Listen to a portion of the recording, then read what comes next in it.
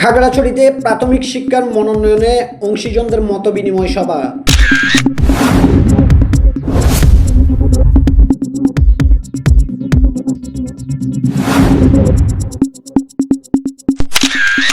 খাগড়াছড়িতে প্রাথমিক শিক্ষার গুণগত মান উন্নয়নে শিক্ষা সংশ্লিষ্ট অংশীজনের ভূমিকা শীর্ষক মতবিনিময় সভা অনুষ্ঠিত হয়েছে। সকালে পৌর টাউন হলে প্রাথমিক শিক্ষা অধিদপ্তর ও খাগড়াছড়ি পার্বত্য জেলা পরিষদের যৌথ উদ্যোগে সভার আয়োজন করা হয়। সভায় প্রধান অতিথি হিসেবে উপস্থিত ছিলেন প্রাথমিক ও গণশিক্ষা মন্ত্রণালয়ের উপদেষ্টা অধ্যাপক ডাক্তার বিধান রঞ্জন রায় পোদ্দার। রাঙ্গামাটি ও খাগড়াছড়ি জেলার প্রাথমিক শিক্ষার অগ্রগতি, চ্যালেঞ্জ ও করণীয় বিষয়ে আলোচনা হয়।